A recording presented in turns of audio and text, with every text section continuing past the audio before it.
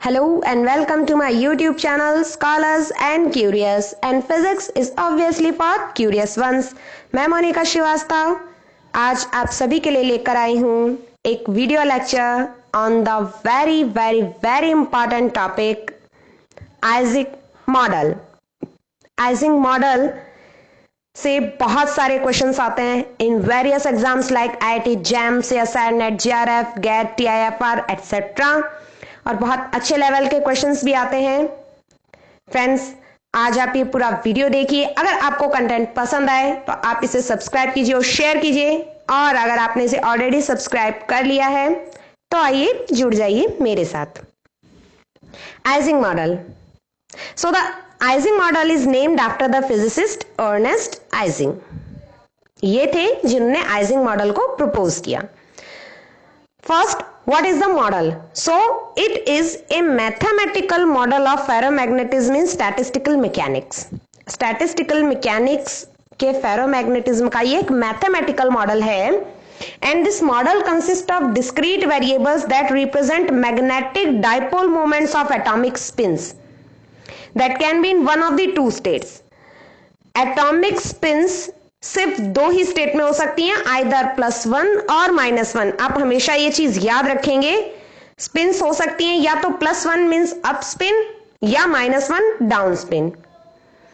The spins are arranged in a graph, usually a lattice. किसी भी lattice पर, lattice sites पर जो एटम्स अरेंज्ड हैं वहां उनकी स्पिन हम कंसीडर करते हैं। हम सिर्फ नेबरिंग स्पिन्स कंसीडर करेंगे। Have a lower energy than those that disagree, the system tends to the lowest energy, but heat disturbs this tendency, thus creating the possibility of different structural phases। अगर हम heat apply करेंगे तो वो एक arrangement जो होता है lattice का उसे बिगाड़ देगी। यानी आइजिंग मॉडल हम लो टेम्परेचर या एब्सोल्यूट जीरो टेम्परेचर पर अप्लाई करेंगे। The model allows the identification of phase transitions as a simplified model of reality. Phase transition identification के लिए भी ये मॉडल हम काम में लेते हैं। चलिए फ्रेंड्स, आगे चलते हैं और इसे और अच्छे से समझने की कोशिश करते हैं। आइजिंग मॉडल जो है वो मैग्नेटिज्म की प्रॉपर्टी को बहुत अच्छे से समझाता है। हम इसे एक एग्जाम्पल लेते हैं और समझने की कोशिश करते हैं कि हमने एक लैटिस में n स्पिन्स जो कुछ इस तरह से अरेंज्ड हैं कंसीडर किया। Now the question arises, what is the net magnetization of this material? और आइजिंग मॉडल इसका जवाब देता है with two simple rules. Rule number 1, spins can be only in two states, up और डाउन। स्पिन्स दो ही state में हो सकती हैं, either in up state arrow sign upward and either in down state. The spin spin interactions are only with the nearest neighbours. जो spin spin interaction होगा यानी दो स्पिन के बीच में अगर कोई किसी भी तरह की अंतरक्रिया होती है तो वो सिर्फ नियरेस्ट नेबर्स के बीच में ही होगी, दूर वाले एटम्स को हम कंसीडर नहीं करेंगे। और ये जो स्पिन स्पिन इंटरेक्शन होगा इसे हम एक कपलिंग कांस्टेंट J से डिनोट करेंगे। स्पिन स्पिन इंटरेक्शन स्ट्रेंथ बोलेंगे फ्रेंड्स इसको। ओके, आगे चलते हैं। जब T इक्वल्स टू 0 यानी at the temperature of absolute 0 where entropy vanishes, now lattice is well arranged. तो हम सबसे पहले T इक्वल्स टू 0 केस को कंसीडर करते हैं। अब J की वैल्यू 2 हो सकती हैं, either it can be greater than 0 और लेस देन 0। अगर J is equals to greater than 0 तो the substance will be ferromagnetic, means all the spins are aligned in one direction, either in upward all और either in downward all. तो यहां पर सभी जो spins हैं वो अपवर्ड हैं। और J इज लेस देन 0 तो सब्सटेंस होगा एंटी फेरोमैग्नेटिक। तो अल्टरनेट स्पिन्स अरेंज्ड होंगी, 1 up 1 down, 1 up 1 down. We expect the system to exhibit the following behaviour is J greater than 0। अगर J ग्रेटर देन 0 है तो magnetization m और temperature T के बीच में जो ग्राफ होगा वो कुछ ऐसा होगा। यहां से क्वेश्चन गेट में आया है फ्रेंड्स, यही क्वेश्चन था कि when J is greater than 0 what is the shape of graph between magnetization and temperature, और 4 ऑप्शंस थे, अलग अलग टाइप के ग्राफ बने हुए थे। तो फ्रेंड्स ये ग्राफ जो है वो होता है एट J greater than 0 की कंडीशन के लिए। So it is a dynamic model of phase transition. This simple model can explain, क्या क्या एक्सप्लेन कर देता है ये मॉडल हमारे लिए, ferromagnetism and anti ferromagnetism transition कर देता है, गैस टू लिक्विड और liquid to gas transition and many more. तो इसके एप्लीकेशंस क्या क्या हो गए फ्रेंड्स, मैग्नेटिज्म को बताता है, that is the original application, liquid gas transition को बताता है, एंड बाइनरी अलॉयज के बारे में भी ये हमें जानकारी देता है। तो ऑब्वियसली ये बहुत इंपॉर्टेंट मॉडल हो गया फिजिक्स के पॉइंट ऑफ व्यू से, और स्टैटिस्टिकल मैकेनिक्स में यहां से एक क्वेश्चन आना तो बनता है because it is the most important topic.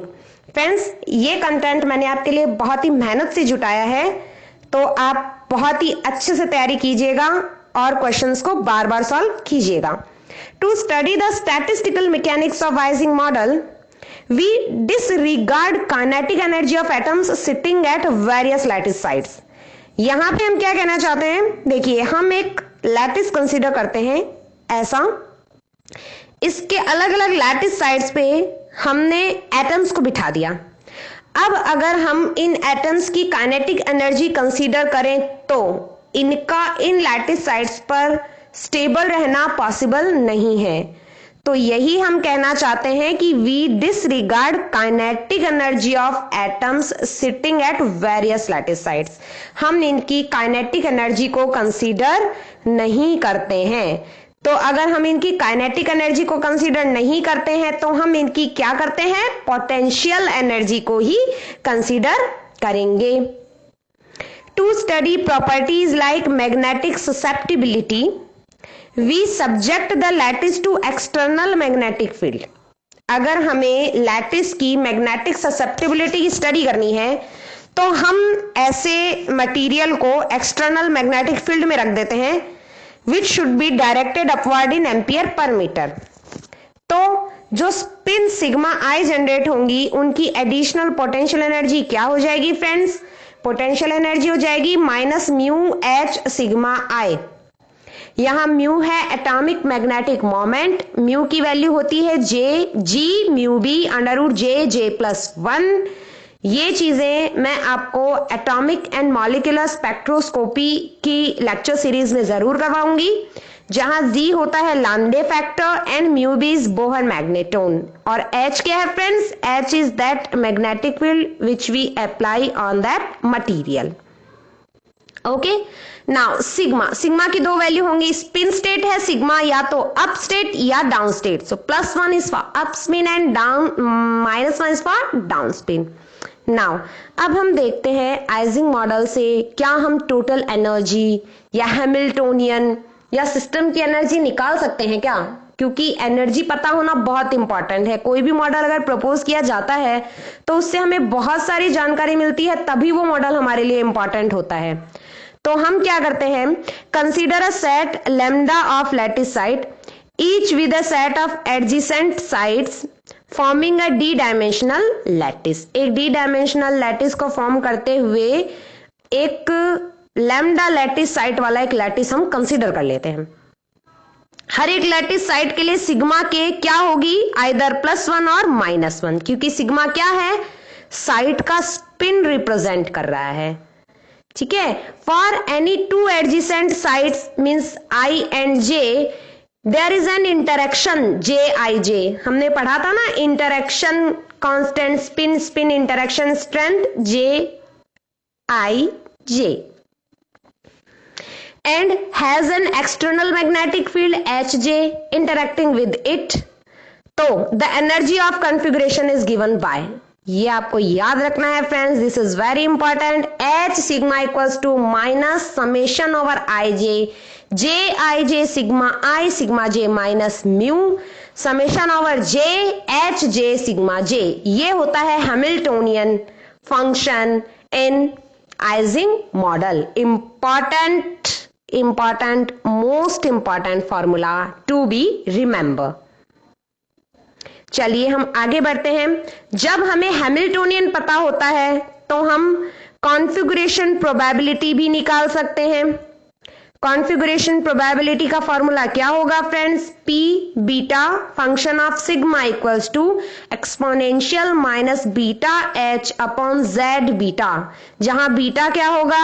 1 upon KBT, KB Boltzmann constant है, T टेम्परेचर है, और Z बीटा क्या होगा? पार्टीशन फंक्शन होगा. पार्टीशन फंक्शन क्या होता है, कैसे निकालते हैं, ये मैं आपको प्रीवियस वीडियो लेक्चर्स में बता चुकी हूं, आप वहां से देख सकते हैं. और for a function of the spins one denotes by, spins के लिए फंक्शन जो होगा वो ये होगा. यहां पर जो इंपॉर्टेंट फॉर्मूले हैं वो हैं ये दोनों, इन्हें भी हमें याद रखना है. Now the minus sign on each term of the Hamiltonian function is conventional. जो हम माइनस साइन ले रहे हैं दोनों टर्म से पहले, that is conventional. Okay, if Jij is greater than 0, Jij क्या था हमारा? Spin spin interaction strength. Jij is greater than 0 होगा तो फेरोमैग्नेटिक इंटरेक्शन कहलाएगा फ्रेंड्स. सबसे इंपॉर्टेंट चीज हमेशा याद रखनी है, if Jij is less than 0 interaction is called anti ferromagnetic. The second one most important thing, and if Jij equals to 0 no external influence on spin state. Free है, किसी spin state पर दूसरी spin state की वजह से कोई influence नहीं होगा. Okay, now the original Ising models were ferromagnetic and it is still often assumed that Ising model means A ferromagnetic Ising model. जो ओरिजिनल Ising मॉडल बनाए गए थे वो फेरोमैग्नेट्स के लिए ही बने थे, इसलिए आज तक इन्हें फेरोमैग्नेटिक Ising मॉडल ही माना जाता है. ओके, नाउ अब हम बात कर लेते हैं मैग्नेटिक फील्ड की. If magnetic field greater than 0, Hj greater than 0, the spin site J desires to line up in positive direction. Spin site सभी positive direction में align.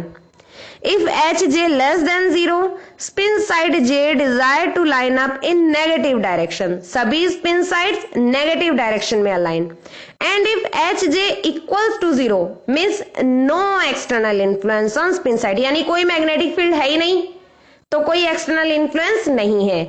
तो 3 केसेस हैं Jij के लिए और 3 ही केसेस हैं Hj के लिए. Jij क्या है friends? Spin spin interaction strength है. Hj क्या है? एक्सटर्नल अप्लाइड मैग्नेटिक फील्ड है. चलिए आगे चलते हैं. Ising models are often examined without an external field interacting with the lattice, that is H equals to 0. Ising model हम तब भी निकाल सकते हैं जब कोई इंटरैक्टिंग मैग्नेटिक फील्ड ना लगा हो, यानी H क्या हो गया? 0 हो गया. तो अब देखिए फ्रेंड्स, अगर H 0 हो गया तो जो हमारी हैमिल्टोनियन की टोटल 2 टर्म्स थी उनमें से जो सेकंड टर्म है वो 0 हो गई, यानी एक ही टर्म बचेगी, that is H sigma equals to minus summation over Ij, Jij sigma I sigma J. Second star यहां लगेगा, ये भी बहुत इंपॉर्टेंट फॉर्मूला है. अगर आपको क्वेश्चन में गिवन हो there is no external magnetic field, तो आप ये फॉर्मूला लगाइए और शुरू हो जाइए. क्वेश्चन का सॉल्यूशन यहीं से मिलेगा.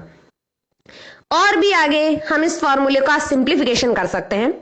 Another common simplification is to assume that all of the nearest neighbours means Ij have the same interaction strength. हम मान लेते हैं कि सभी नियरेस्ट नेबर की इंटरेक्शन स्ट्रेंथ जो है सेम ही है, यानी जितने भी Gij हैं उन सबको एक ही जैसा मान लो. तो मान लिया J मान लेते हैं हम कि जितनी भी इंटरेक्शन स्ट्रेंथ थी उन सभी को हमने J मान लिया. तो जस्ट यहां से Gij को उठाइए और इस समेशन के बाहर ले आइए. तो अगला अप्रोक्सीमेशन क्या हो गया friends? H sigma equals to minus J summation over Ij sigma I sigma J.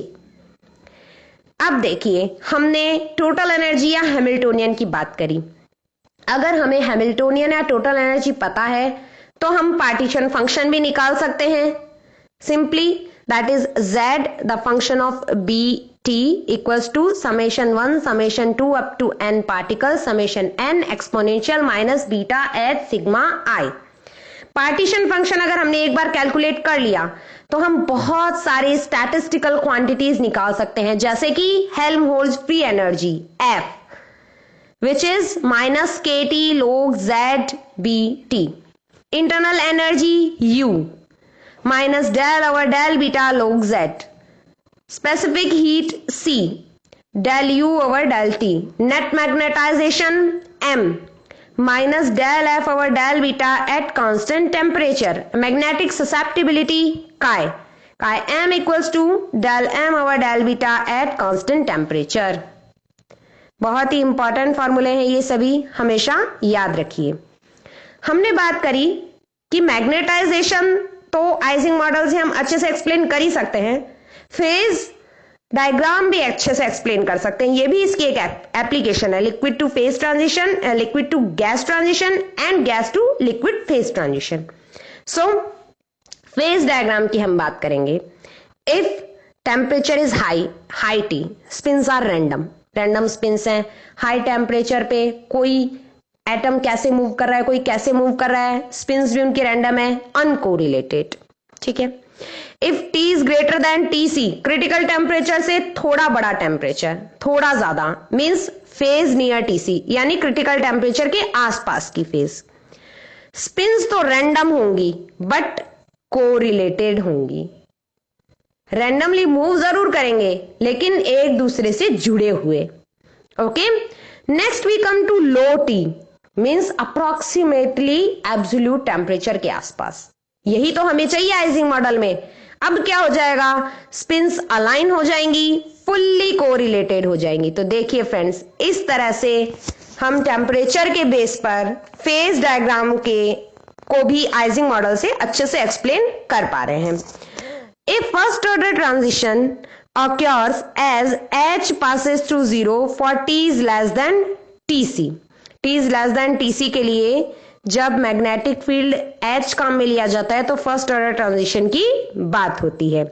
अब देखिए फ्रेंड्स, फेज ट्रांजिशन या फेज डायग्राम मैंने आपको बहुत अच्छे से समझाए हैं प्रीवियस वीडियो लेक्चर में, और यहां जो फेज डायग्राम ये है, ये H2O का ही फेज डायग्राम है, solid, vapour and liquid phase of water. तो ये फेज डायग्राम हम आपको पहले भी बहुत अच्छे से समझा चुके हैं। देखिए, ये जो है ये सॉलिड पार्ट है, यानी यहां तक जो है आपका H2O मॉलिक्यूल सॉलिड स्टेट में है, यहां लिक्विड स्टेट में है वाटर, यहां वेपर स्टेट में है, गैसियस स्टेट में। So this is the vapour. अब देखिए, जहां पर ये सभी तीनों मिल रही है state, that is this point. ये पॉइंट क्या है, triple point. Triple point of water कितना होता है फ्रेंड्स, 273.16 केल्विन, मैं पहले भी बता चुकी हूं। और ये कर्व जो हो गया between solid and liquid phase, that is melting curve. ये कर्व है solid and gaseous phase, that is sublimation curve. And ये जो कर्व है between liquid and gaseous state, that is vaporization curve. तो ये सारी चीजें हम पहले कर चुके हैं, एक बार फिर मैंने बता दिया है। आप प्रीवियस लेक्चर्स देखिए, आपको और अच्छे से समझ में आएगा। नाउ अब हम प्रैक्टिस करेंगे कुछ क्वेश्चंस की, जो भी अभी तक हमने पढ़ा है आइजिंग मॉडल के बारे में, चलिए उसे अप्लाई करके देखते हैं। So the question 1 is the partition function of a spin of capital N Ising spins is Z equals to lambda 1 n plus lambda 2 n, where lambda 1 and lambda 2 are functions of temperature but are independent of n. If lambda 1 is greater than lambda 2, the free energy per spin in the limit n tends to infinite is बहुत अच्छा question है, easy भी है, CSR net में आया हुआ है। तो देखिए फ्रेंड्स, क्या दिया है, पार्टीशन फंक्शन दिया है Z, क्या पूछा है, the free energy per spin यानी F। फॉर्मूला लगा दीजिए, क्या होता है, F equals to minus KT ln Z, अभी बताया है मैंने आपको, हेल्महोल्ट्ज फ्री एनर्जी का फॉर्मूला। Z की वैल्यू सिंपली यहां से उठाकर यहां रख दीजिए। अब देखिए, हमें दे रखा है कि lambda 1 is greater then lambda 2, तो हम इसे अप्लाई करना चाहेंगे। तो लैम्डा 1 को आप बाहर ले आइए, यहां बच गया 1 प्लस लैम्डा 2 अपॉन लैम्डा 1। अब क्योंकि लैम्डा 1 छोटा है, तो फ्रेंड्स लैम्डा 2 में जब लैम्डा 1 का भाग देंगे आप, तो ये बहुत ही छोटी क्वांटिटी आएगी, यानी अप्रोक्सीमेटली 0। तो हम यहाँ पर 1 प्लस 0 लिखेंगे। एंड देन हमारे पास क्या बचता है, माइनस के टी लॉग लेमडा 1 की पावर n, n को लॉग से बाहर ले आइए, n के टी लॉग लेमडा। अगर हम n इक्वल्स टू 1 पर स्पिन की बात कर रहे हैं, n इक्वल्स टू 1 वैल्यू रख दें तो जो हमारा आंसर हो गया that is f equals to minus K log lambda 1। देखिए इसे अच्छे से चेक कीजिए, इजी था बिल्कुल क्वेश्चन, z की वैल्यू दे रखी थी और फ्री एनर्जी पर स्पिन हमें पूछा गया था। तो हम बढ़ते हैं अब नेक्स्ट क्वेश्चन की तरफ। Consider 3 Ising spins at the vertices of triangle which interact with each other with a ferromagnetic Ising interaction of strength J। Ising interaction of strength हमें J ऑलरेडी गिवन है। The partition function of system at temperature T is given by. देखिए friends, यहां magnetic field की कोई बात नहीं हो रही है, इसलिए हम मैग्नेटिक फील्ड H को 0 कंसीडर करेंगे। हमें पता है कि हैमिल्टोनियन ये होता है, no external magnetic field, that means H या B इक्वल्स टू 0।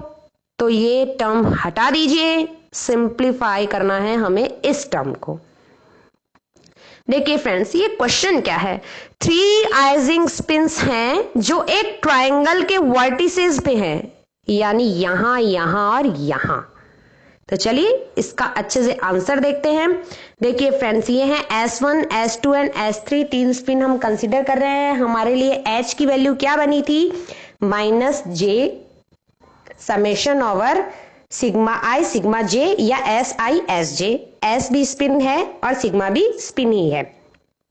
हम स्पिन को 2 कंसीडर कर सकते हैं, या तो +1, 2 तरीके से कर सकते हैं, या तो +1 यानी अप स्पिन या -1 यानी डाउन स्पिन। देखिए फ्रेंड्स, 3 इंटरेक्शन होंगे, या तो S1 से S2 इंटरेक्ट हो सकता है, या S1 से S3 या S2 से S3। नियरेस्ट नेबरिंग इंटरेक्शन ही हमें कंसीडर करनी होती है, इसके अलावा हमारे पास कोई इंटरेक्शन नहीं होगी। तो J minus J S1 S2 plus S2 S3 plus S3 S1।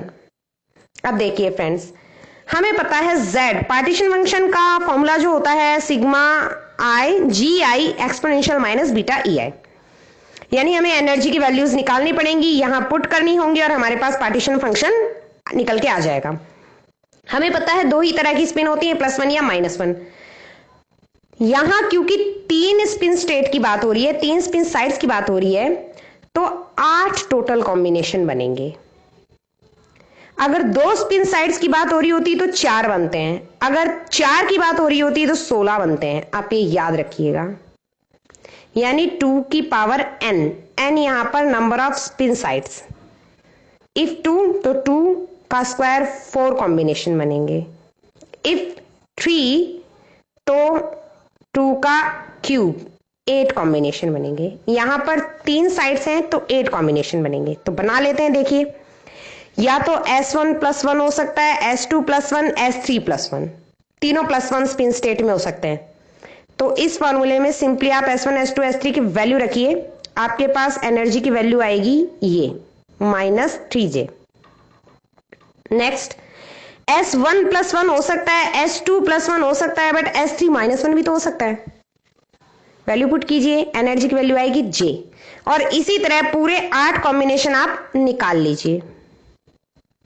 सारी 8 की 8 एनर्जी की वैल्यूज आ गई। अब हमें Z के फॉर्मूला में इनको पुट कर देना है। Z क्या है हमारा, GI exponential minus beta EI। तो देखिए GI क्या है, डीजनरेसी। 2 तरह की एनर्जी मिल रही है, या तो -3J मिल रही है या +J। तो -3J कितनी बार है, 1 2 बार। तो -3J के लिए GI क्या हो गया, 2, तो 2 एक्सपोनेंशियल माइनस बीटा 3J। और J के लिए J कितनी बार मिल रही है, 1 2 3 4 5 6 टाइम्स। तो J के लिए डीजनरेसी क्या हो गई, 6 एक्सपोनेंशियल माइनस बीटा J। और यही है हमारा आंसर। तो जो फाइनल पार्टीशन फंक्शन है वो होगा Z equals to 2 exponential 3 beta J plus 6 exponential minus beta J। Easy question था, इसे करने का इजीएस्ट तरीका मैंने आपको बता दिया है। Next question, third one, consider a system of two Ising spins S1 and S2 taking values plus minus 1 with interaction energy given by epsilon equals to minus j S1 S2 when it is in thermal equilibrium at temperature T. दो icing spin हमें consider करने हैं जिनके value +1 या -1 consider करने हैं। Energy जो है वो इस फॉर्मूले से, अब देखिए एनर्जी का फॉर्मूला हमें ऑलरेडी गिवन है, यानी हमें अब इस क्वेश्चन में तो फॉर्मूला याद रखने की भी जरूरत नहीं थी, सिर्फ इसमें पुट ही करनी है S1 S2 की values. For large capital T the average energy of system varies as C/kBT। C कोई कांस्टेंट है जिसकी वैल्यू हमें बतानी है। C के लिए 4 ऑप्शन दे रखे हैं, या तो -j² होगी, या -j होगी, या -2j होगी, या -2j² होगी। तो देखिए फ्रेंड्स, इसका आंसर कैसे करेंगे हम। ये हमें गिवन है H या E equals to -j S1 S2। दो आइजिंग स्पिन साइड्स हैं, तो कॉम्बिनेशन कितने हो गए फ्रेंड्स, 2 की पावर 4, 2 की पावर 2 4 कॉम्बिनेशन हो गए। मैंने आपको बताया अभी 4 कॉम्बिनेशन बना लिए। चारों कॉम्बिनेशंस के लिए एनर्जीज आ गई -j +j -j। नेक्स्ट क्या करना होता है, एनर्जीज आ जाती है तो पार्टीशन फंक्शन निकालते हैं। तो फ्रेंड्स पार्टीशन फंक्शन निकालिए, फॉर्मूला होता है summation GI exponential minus beta EI। तो 2 तो +j के लिए है और 2 ही -j के लिए, तो ये आ गया आपके पास Z। अब आपको निकालना है मीन एनर्जी। तो मीन एनर्जी क्या होता है फ्रेंड्स, समेशन, ये फॉर्मूले स्टैटिस्टिकल मैकेनिक्स के मैं एक साथ आपको एक वीडियो लेक्चर में बता चुकी हूं, साथ साथ मैं आपको फॉर्मूला भी लिखवा देती हूं ताकि आपको बार बार याद आ जाए। Summation εi GI exponential minus beta EI upon Z। तो आप वैल्यूज पुट कर दीजिए सिंपली सभी की, और इसको सॉल्व करते जाइए। यहां से J कॉमन ले लिया था, बाहर आ गया, ये J बाहर कॉमन है, और बीटा की जगह 1/kT पुट कर दिया है। आगे देखते हैं, लार्ज T, क्वेश्चन में गिवन है कि T है वो लार्ज है, यानी J/kT क्या हो गया, लेस देन 1 हो गया। ऑलरेडी कोई वैल्यू लार्ज है और उसका हमको भाग देना है किसी छोटी चीज में, तो वो और बहुत छोटी हो जाएगी। तो J/kT इज लेस देन 1। तो e⁻j/kT क्या हो गया, when e⁻x and x is very small, तो हम उसका एक्सपांशन कर लेते हैं। सिंपली हमने एक्सपोनेंशियल का एक्सपांशन कर दिया, हायर ऑर्डर टर्म्स को नेग्लेक्ट कर दिया। क्या बचा, 1 + j/kT फॉर e की power j/kT and 1 - j/kT for e की पावर -j/kT। ये वैल्यूज वहां पर पुट कर दी, सिंप्लीफाई किया, इसको जो कट रहा है उसको काट दीजिए और आपके पास फाइनली ये आंसर आ जाएगा -j²/kBT। देखिए फ्रेंड्स, हमें मीन एनर्जी की वैल्यू क्वेश्चन में दे रखी थी, mean energy equals to C/kBT, और हमारा आंसर क्या आया, -j²/kBT। तो C की वैल्यू क्या हो जाएगी, -j²। यानी फ्रेंड्स हमारा क्वेश्चन जो था उसका जो आंसर होगा वो होगा A, -j²। A आंसर होगा इसका, ठीक है, -j² जो C की वैल्यू होगी। ओके, आई होप आपको अच्छा लगा होगा ये तरीका सॉल्व करने का। Question number 4, consider one dimensional Ising model with n spins at very low temperature when almost all the spins are aligned parallel to each other। Friends question को ध्यान से पढ़िए। Consider one dimensional Ising model with n spins at very low temperature when almost all the spins are aligned parallel to each other. There will be a few spin flips with each flip consisting an energy 2J। कुछ spins flip हो गई, हर flip की energy 2J थी। In a configuration with R spin flips, मान लीजिए R spin flips हो गई, the energy of system is E equals to -NJ + 2RJ and the number of configuration is NCR। R varies from 0 to n। The partition function is, and there are 4 options.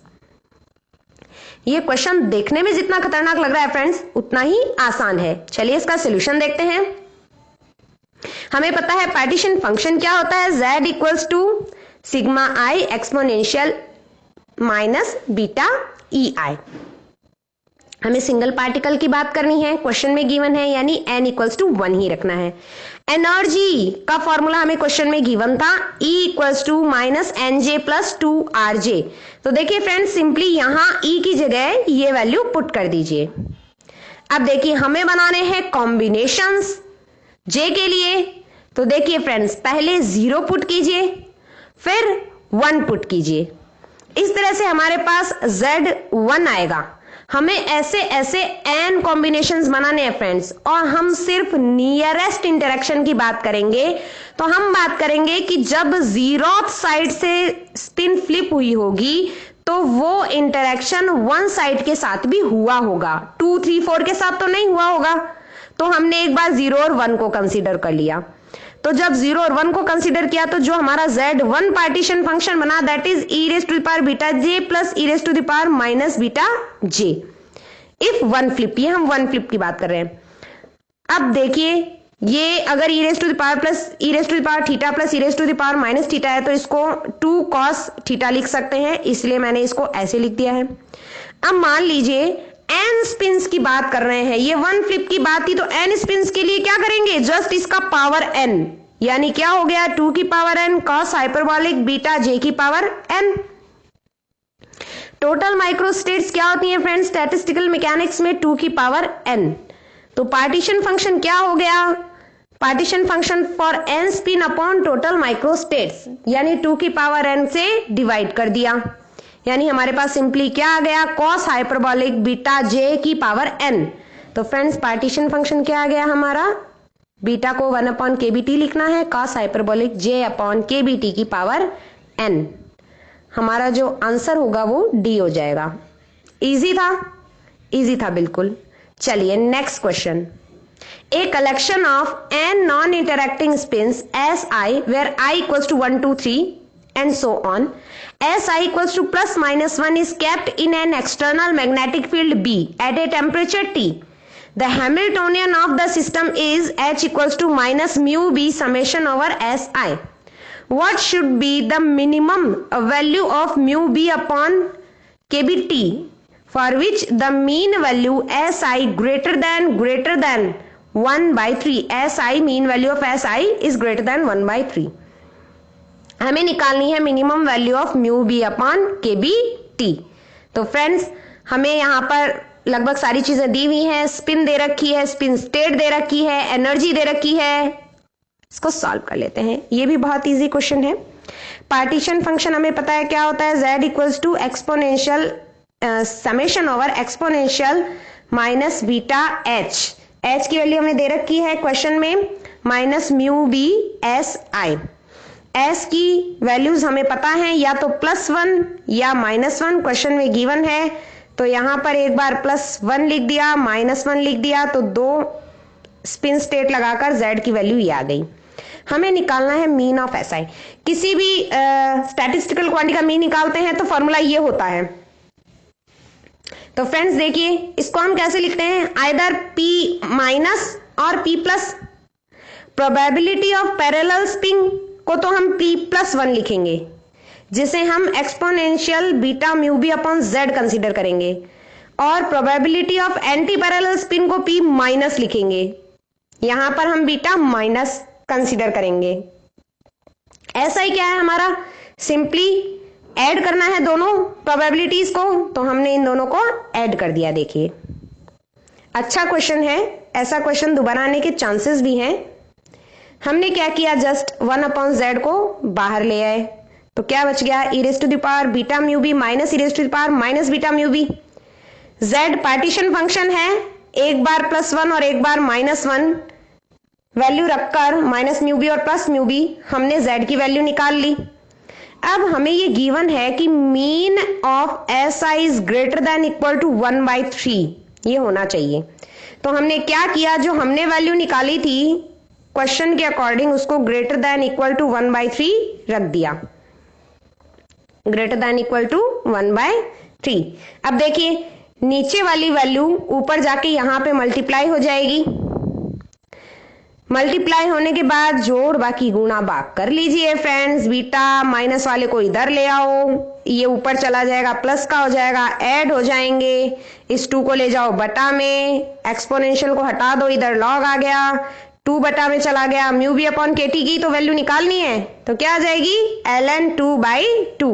Mu B upon k T is greater than equal to ln 2/2, यानी हमारा जो answer होगा वो होगा answer option number C, half ln 2। देखिए friends, easy है बिल्कुल। हर तरह के जो अब तक एग्जाम में आए हुए हैं, हर तरीके के क्वेश्चन मैंने आपको करवाए हैं। आई होप आपको आज का मेरा ये वीडियो पसंद आया होगा। प्लीज गाइज लाइक कीजिए, सब्सक्राइब कीजिए, सभी को शेयर कीजिए, and yes, thank you for watching.